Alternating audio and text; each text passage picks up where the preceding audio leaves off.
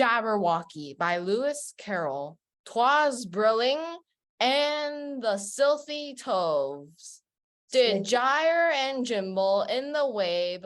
All mimsy were the borogoves, and the mome wraths outgrab. Beware the Jabberwocky, my son.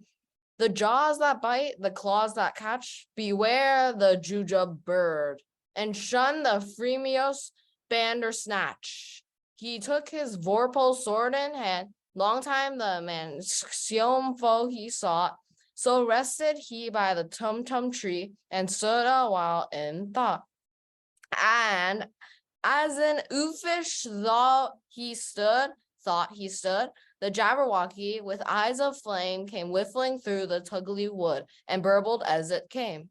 1, 2, 1, 2, and through and through the vorpal blade went snicker-snack. He left it dead, and with its head he went gallum fling back. And hast thou slain the Jabberwocky? Come to my arms, my beamish boy. O frab joste cale.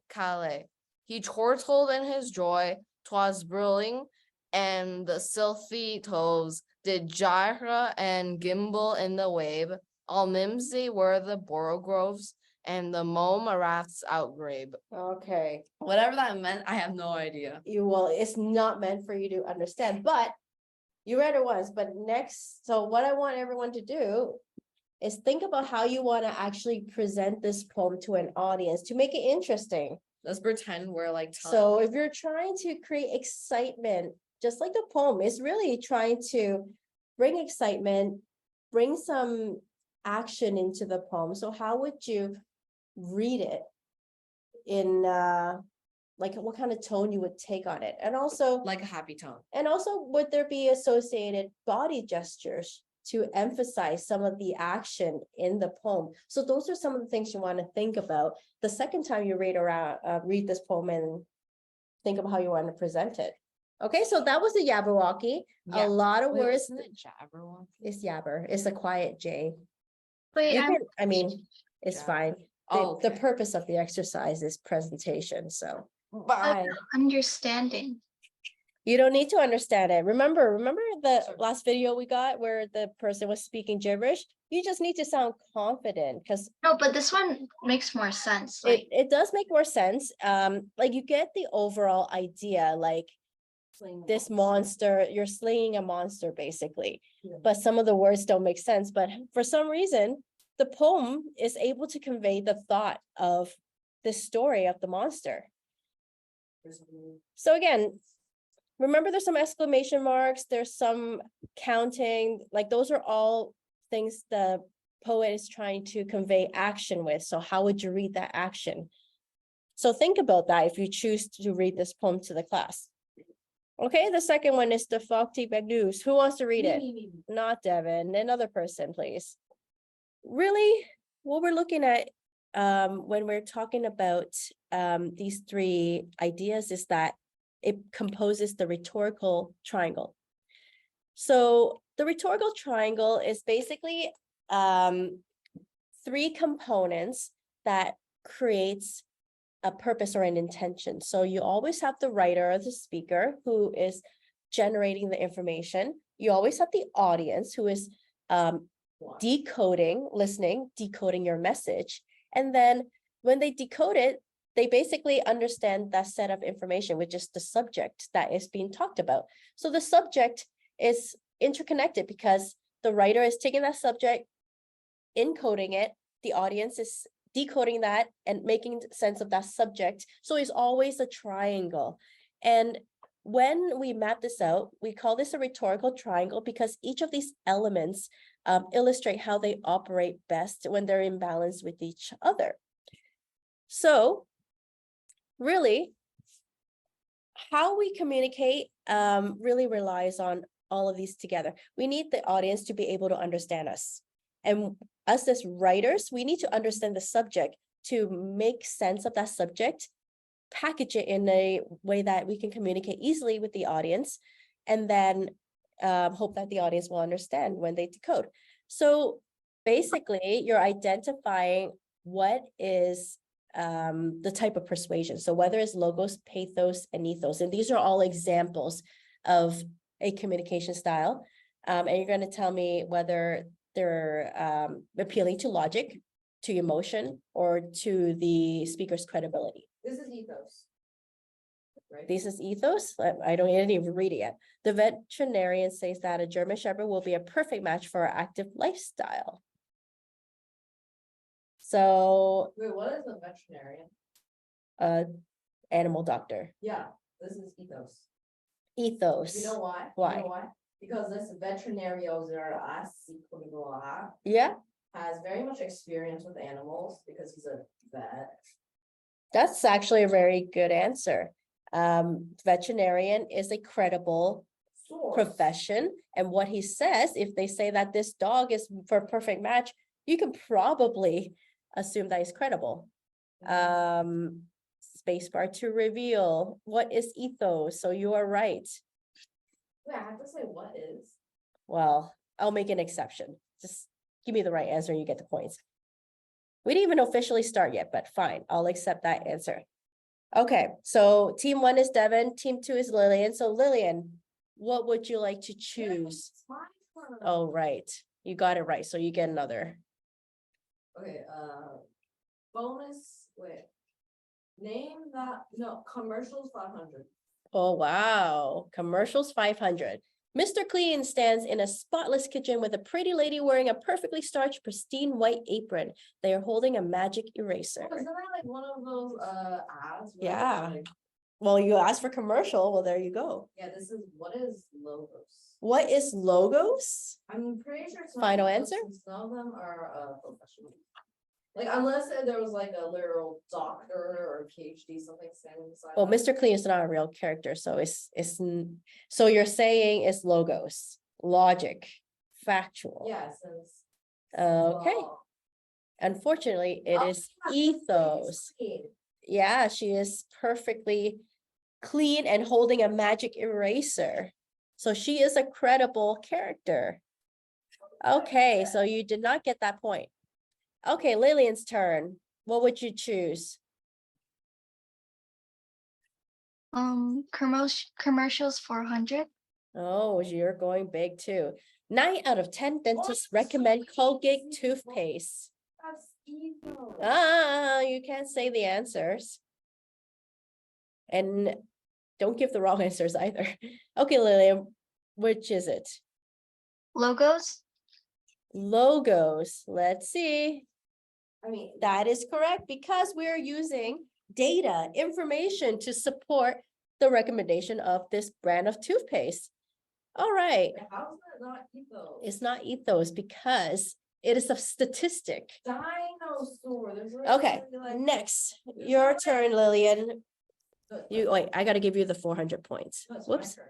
No, because she got it right. No, because you get it right. doesn't mean you guys- Yeah, you do. You do get a second turn. Go ahead, Lillian. Name that appeal 300. Okay. Don't get stuck without unlimited data and text. Switch now to our unlimited plan and save big. Oh, ethos. Ethos. Let's see. Oh, crap. Unfortunately, that is pathos. Why Wait, is it pathos. Because don't get stuck with unlimited data. So it's appealing to emotion. You don't want to get stuck without data and the ability to text. And if you switch now, you will save a lot of money. So a lot of appealing to the feelings of that listener. So they're trying to create urgency. Okay. Because switch now. Okay, can I please? Yes, Devin, your turn. 500. Bonus 500, bonus 1. Okay, make an argument for a 4-day school week using pathos and logos. That is your task. Wait, what's arguments?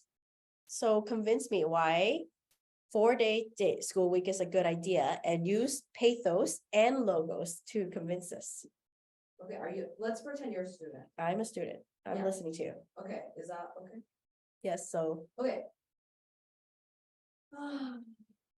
School is one of the most stressful tasks, and it's also one of the major causes of stress in our lifetimes. Wait, what's logos again? Statistics, right? Yeah, facts, logic. Yeah, I need to search that up. You need to search that up. Okay. Yeah, because like, can you help me search it up? No, I cannot help you search it up. Okay. Lily has her hand up. Is she trying to steal? No. Yes, I am. Wait, Let Devin is making his speech. School causes not only depression, but also many other diseases and, well, mental diseases related to stress.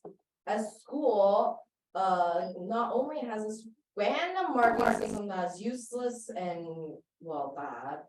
Sorry, this speech is horrible. Okay, so you So mentioned by giving pathos. students a 4-day weekend, you can not only allow students to have resting days to ensure that they can improve their performance and always have the top of their tops and their top work and their assignments. I'm so sorry. But it can also ensure students to have less stress and decrease the chances of chronic stress and and mental depression. Okay, Most so, horrible thing, don't even get. okay, so you use pathos about is stressful. And then you use logos facts to basically you highlighted health issues potentially. Oh, issues. Apparently there was Students. depression. And But you, chronic stress. and chronic stress. I don't know. I'm not convinced. Lillian, would you like to steal? Well, I can try. Okay. Wait, is using Google cheating?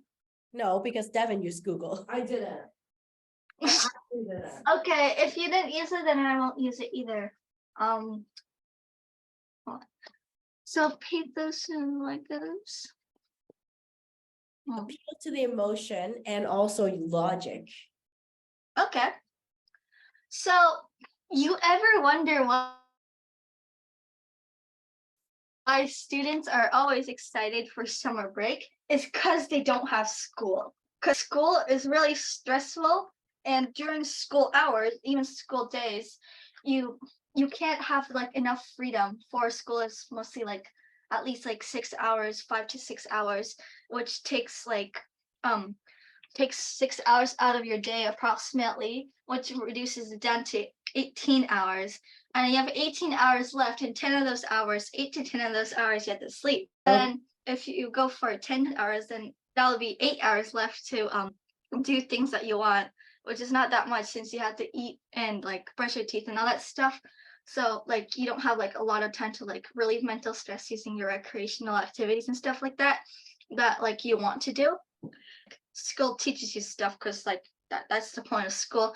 And you're technically learning in school, and you like have like small breaks in between, and like mental energy takes up a lot of your energy from like your whole body overall. And so like your body needs to rest after like a long period of learning, aka 6 hours. So if you have like a 4-day school week, then you have 3 days left to rest of the week. Are your children facing depression, stress, chronic illness?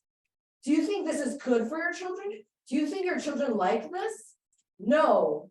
In order to solve this, it's a simple process involving a 4-day weekend. This can allow children to not only have better sleep, but also reduce the chances of gaining such mental illnesses. People have stress organs, which causes them to not only develop illnesses when they're faced with too much stress, but also can cause suicidal thoughts, dark thoughts, etc. So by giving them 4 days of weekends, not only do you help your own children succeed better, but let their performance reach the top of the top class. School uniforms are very expensive. When you go to a store, since not many stores sell school uniforms, they have to mark it up really much. Like if I were talking about like an average store that sells cotton clothing, there's no way they would sell uniforms for a specific school. Therefore, there's not many schools that literally sell this own uniform. So So therefore, school uniforms must be really expensive to pay back to pay back the fact, to compensate against the fact that not many people will come here as much.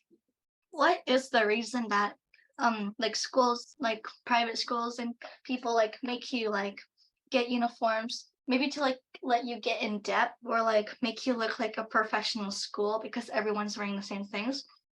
But school uniforms like restrict students' freedom of expression.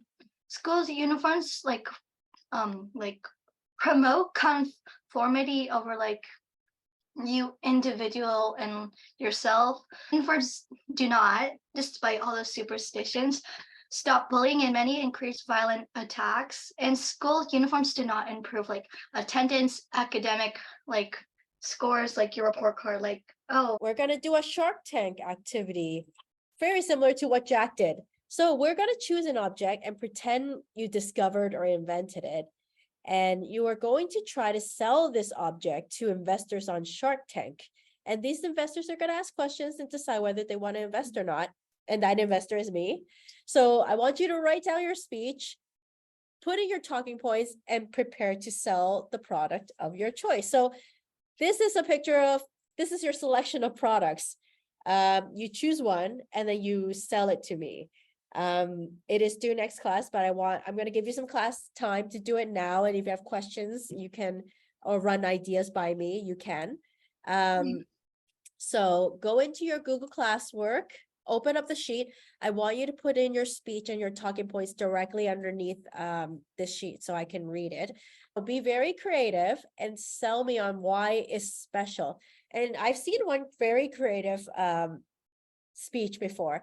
They were trying to sell salt and they described it like it was a jewel because salt is basically a crystalline object. And they were saying it's perfectly square, very shiny, very opaque. It's very like dainty. So they used the choice of words to appeal to selling a cube of salt. So use your creativity. Make sure you are, since you're selling something, be careful what word choices you're going to use. Yes, you will be typing it up. Do you have to invent one? Do you have to what? Invent a profit. No, you don't have to invent a profit or anything. I just want you to do a sales pitch on why this product is so good that I want to invest and help you grow and sell this product. Okay, so remember, your audience is investors. Prove to them why it's a great product and that they should partner up with you.